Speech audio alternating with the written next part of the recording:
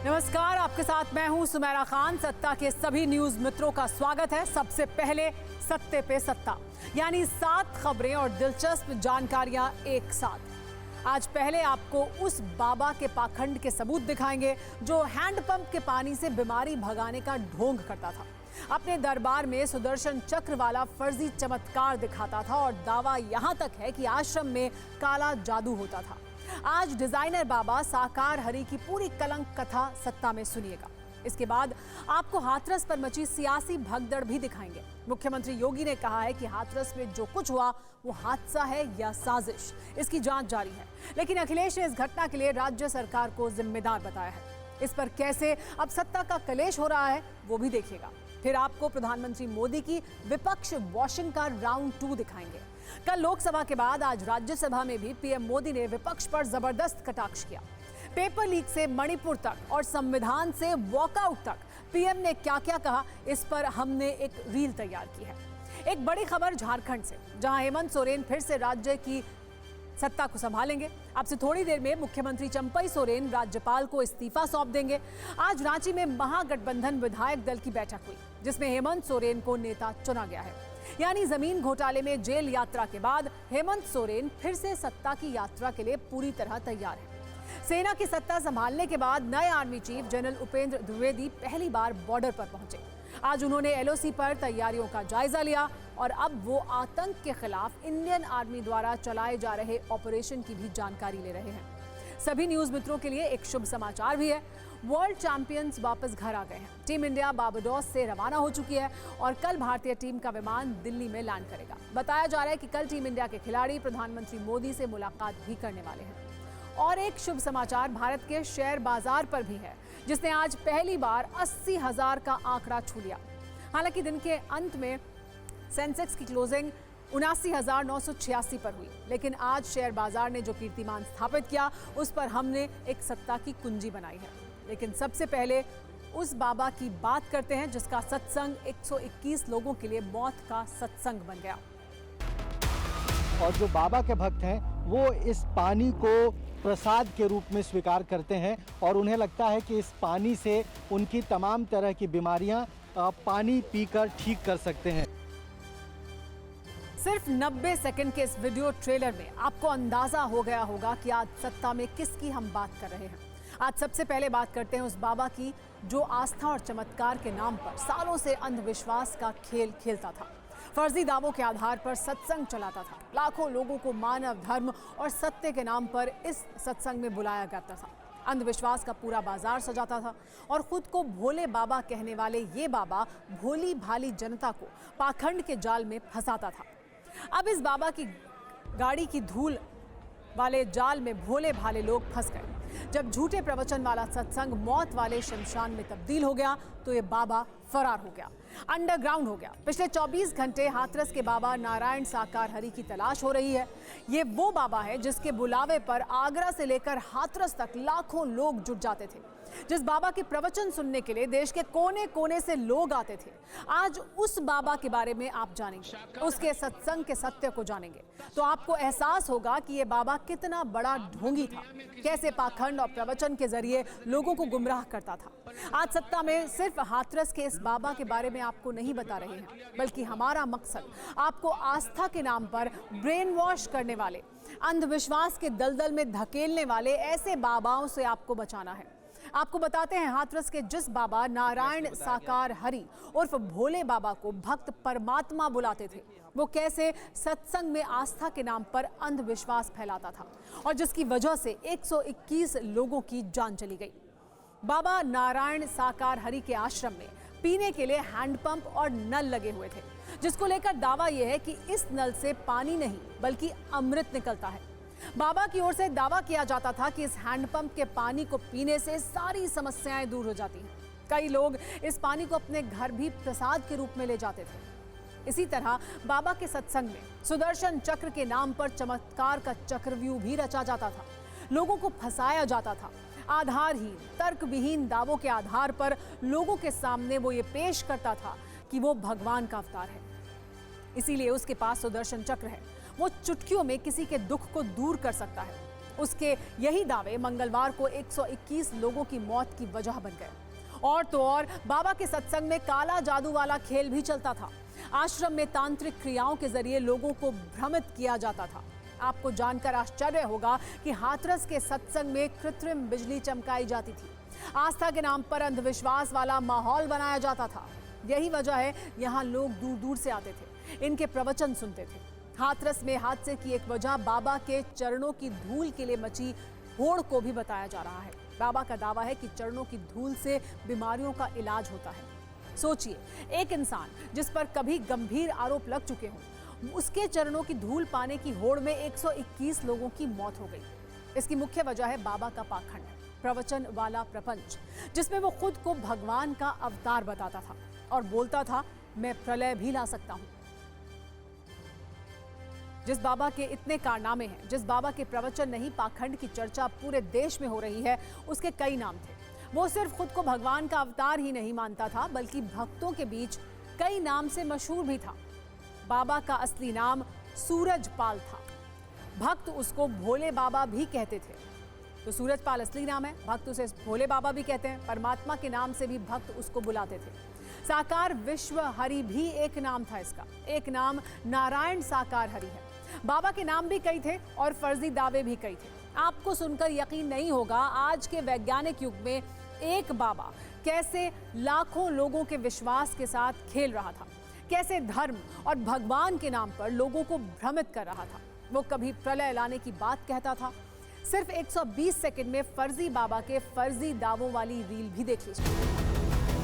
एक चीज़ सबसे ज़्यादा कॉमन है, वो है यहाँ पर पानी का हैंडपंप। तमाम जो आश्रम है, चाहे वो गांव में हो या गांव से बाहर हो या दूसरी जगहों पर हो, उन तमाम आश्रमों की पहचान इन हैंडपंप से होती है। और जो बाबा के भक्त हैं वो इस पानी को प्रसाद के रूप में स्वीकार करते हैं और उन्हें लगता है कि इस पानी से उनकी तमाम तरह की बीमारियां और तमाम तरह के जो समस्याएं उनके शरीर में हैं, उसको वो पानी पीकर ठीक कर सकते हैं।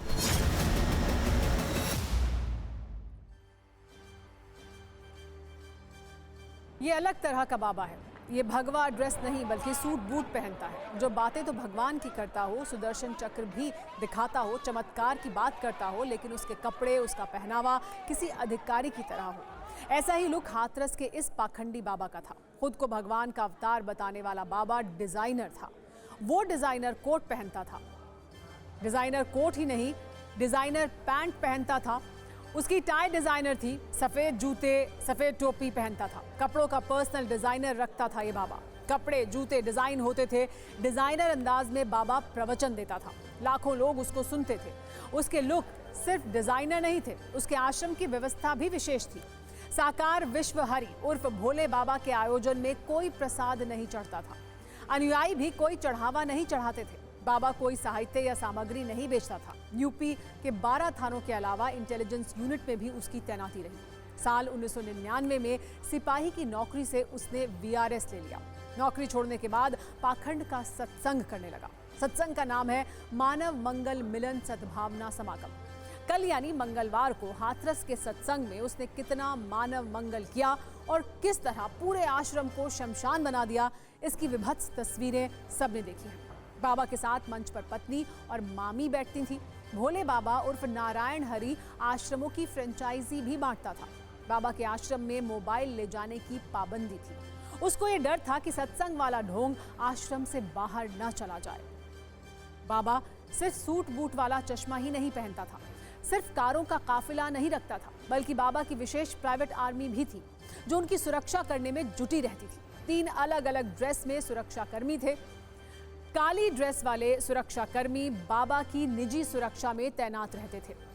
इसके अलावा सफेद ड्रेस वाले भक्तों के बैठने की व्यवस्था करते थे। पिंक ड्रेस में बाबा की स्पेशल महिला सुरक्षा कर्मी थी। गुलाबी ड्रेस वाले सेवादार नारायणी सेना के नाम से जाने जाते थे। गुलाबी ड्रेस वाले नारायणी सेना 50-50 की टुकड़ी में होती थी। फोर्स में शामिल लोगों का नाम सेवादार होता था। 10,000 से ज्यादा सुरक्षा कर्मी यानी सेवादार थे। दावा है कि सेवादार बिना पैसे के काम करते थे। बिना किसी ट्रेनिंग के सेवादारों की भर्ती की गई थी। ब्लैक कमांडो जो काफिले के साथ चलते थे, उन्हें गरुड़ योद्धा कहा जाता था। सर पर टोपी लगाने वाले और ब्राउन ड्रेस पहनने वाले हरिवाहक नाम दिया गया था उन्हें। हरिवाहक यानी टोपी और ब्राउन ड्रेस वाले 25-25 की टुकड़ी में होते थे, जबकि ब्लैक कमांडो यानी गरुड़ योद्धा 20-20 की टुकड़ी में होते थे।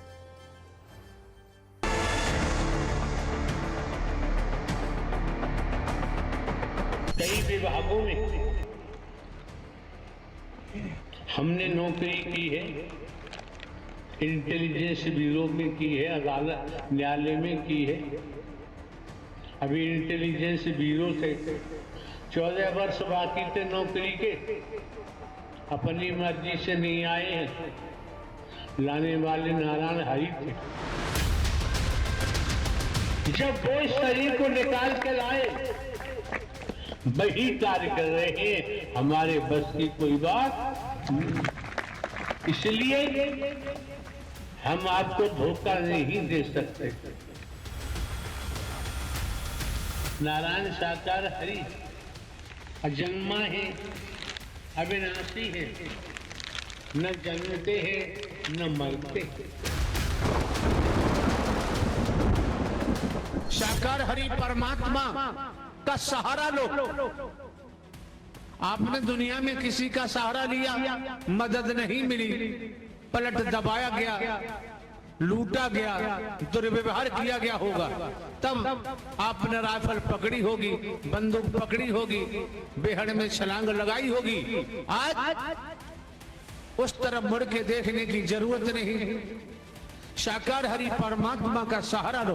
समागम के माध्यम से पुराना कचरा छांट रहे हो, निकाल रहे हो, और आज सत्य ही सत्य अपने हृदय में भर रहे हो।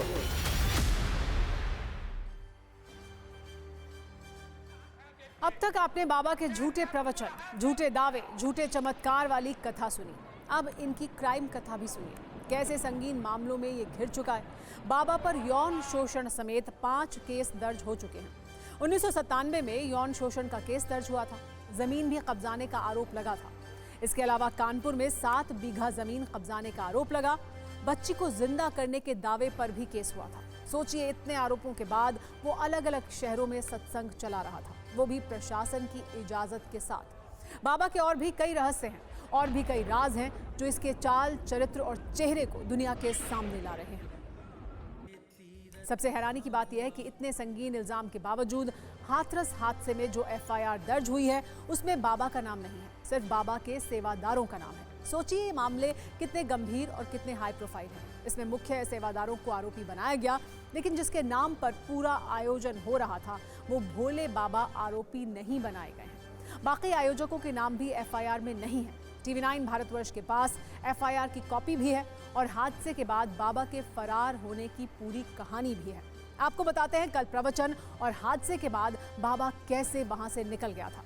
कल हादसे के बाद बाबा 1:40 पर घटनास्थल से निकल गया था। पुलिस के कॉल डिटेल चेक करने पर पता चला कि बाबा को 2:48 पर आयोजक देव प्रकाश मधुकर का फोन गया, जिसमें संभवतः उसको जानकारी दी गई इस घटना की। बाबा के फोन पर एक नंबर से कॉल गया था और 2:17 बात हुई थी। इसके बाद बाबा की फोन लोकेशन 3 बजे से 4:35 तक मैनपुरी के आश्रम में मिली, जिस दौरान 3 नंबरों पर बाबा ने बात की। पहला नंबर महेश चंद्र का था, जिससे 3 मिनट की बात हुई। दूसरा नंबर संजू यादव का था, जिससे केवल 40 सेकंड की बात हुई। तीसरा नंबर रंजना का था, जिसके साथ 11:33 की बात हुई है। खास बात यह कि रंजना देव प्रकाश आयोजक की पत्नी है, जिसके फोन से शायद देव प्रकाश ने बातचीत की थी। और 2 नंबर भी आयोजक समिति के ही हैं, जिनमें महेश चंद्र को बाबा का खास बताया जाता है। 4:35 के बाद बाबा का फोन ऑफ हो गया और फिर अभी तक नहीं उठा है। बाबा की तलाश में कुल 8 जगहों पर दबिश दी गई थी।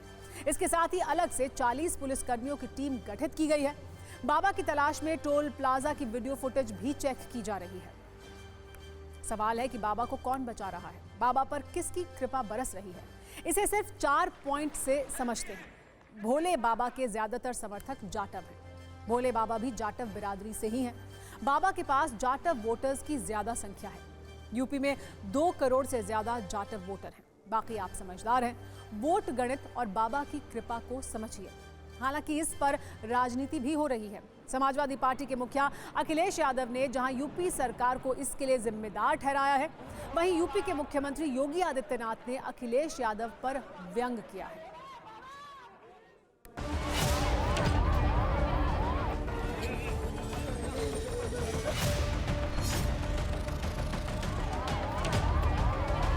देखिए, कुछ लोगों की एक प्रवृत्ति होती है कि इस प्रकार के दुखद और दर्दनाक घटनाओं में भी वे राजनीति भूलते हैं, और ऐसे लोगों की ये फितरत है कि चोरी भी और सीना चोरी भी। यह हर व्यक्ति जानता है कि सज्जन के फोटो किसके साथ में है, उनके राजनीतिक संबंध किनके साथ जुड़े हुए हैं। इस लापरवाही की वजह से जो जानें गई हैं उसकी जिम्मेदार सरकार है।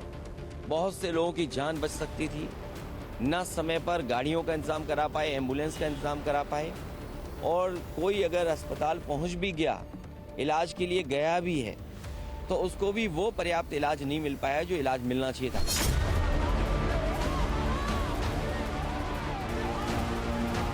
तो स्वाभाविक रूप से आप लोगों ने इस बात को देखा होगा कि पिछले दिनों रैलियों के दौरान इस प्रकार की भगदड़ कहाँ मचती थी और कौन इसके पीछे थे, और मुझे लगता है उसकी तह में जाना आवश्यक है। जो लोग निर्दोष लोगों के जीवन के साथ खिलवाड़ करते हैं, और उनकी जवाबदेही भी इसके साथ तय है। दिल्ली सरकार उनकी है, यूपी सरकार उनकी है। अगर आपको जांच करनी है तो जो कवरेज आप लोग दे रहे हो, जो ईमानदारी से आपकी कवरेज आ रही है, उन्हीं तस्वीरों को देख करके सरकार को सोचना चाहिए कि सरकार ने क्या किया है।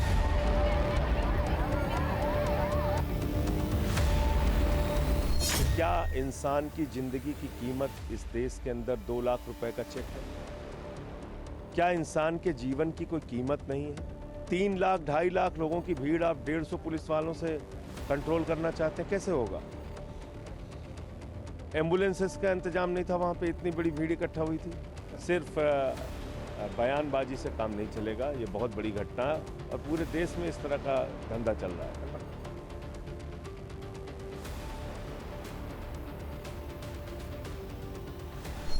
डबल इंजन की सरकार हर मोर्चे पे असफल है। जिस तरह वहाँ पर 80,000 लोगों की परमिशन दी गई थी, क्या उसके हिसाब से मेडिकल सुविधाएँ थी, इमरजेंसी एग्जिट द्वार था, ऐसी स्थितियों से निपटने के लिए क्या तैयारी थी, ये तो पूरी तरीके से प्रशासन का फेल्यूर है।